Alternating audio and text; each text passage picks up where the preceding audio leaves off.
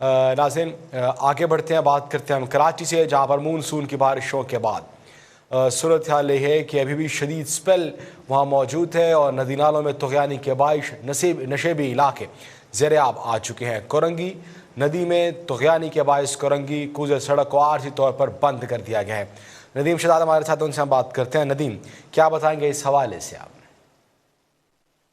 के शदीद स्पेल के अंदर देखा जाए तो पानी में इस वक्त कई नदी नालों के अंदर तुग़यानी आ चुकी है। इस वक्त में मलीर नदी जो है, जिसे कुरंगी कॉजवे भी कहा जाता है, इसमें भी तुग़यानी के बायस ये रोड मुकम्मल तौर पर बंद कर दी गई। इस वक्त अगर शायद अख्तर दिखा सके तो ये देखें, कॉजवे का जो रोड था इसमें पानी का बहाव इतना शदीद है कि इस बहाव की वजह से इसे मुकम्मल तौर पर रोक दिया गया। यहाँ पुलिस एहलकार तैनात है जो इन्हें रोके हुए आवाम को आगे नहीं आने दिया जा रहा और पानी का शदीद बहाव दरिया की मानंद गुजरता हुआ ये, चूँकि यहाँ से कॉजवे ये मलीर नदी का ये जो दबाव है पानी का बहुत शदीद है। इस हवाले से करीबी इलाकों के अंदर भी तुग़यानी आने से कई इलाके ज़ेर आब आ गए थे, नशेबी इलाके का भी ज़ेर आब आए, लेकिन फ़ौरी तौर पर जो मेन शारा है वो भी टूट फूट का शिकार हो चुकी है और शहरों के लिए आने जाने के लिए इंतहाई दुश्वारी है। इस वक्त देखा जाए तो कॉजवे पे गुजर कर जो लांडी, कुरंगी और कराची का जो राब्ता है वो भी मुनक़ता है। इस वक्त दूसरे ज़राए से रास्ते इस्तेमाल ज़रूर किए जा रहे हैं, लेकिन जो मेन रोड्स हैं वो भी टूट फूट का शिकार है। पानी का बहाव इतना शदीद है, इस वक्त भी इस बहाव की वजह से बारिशों का जो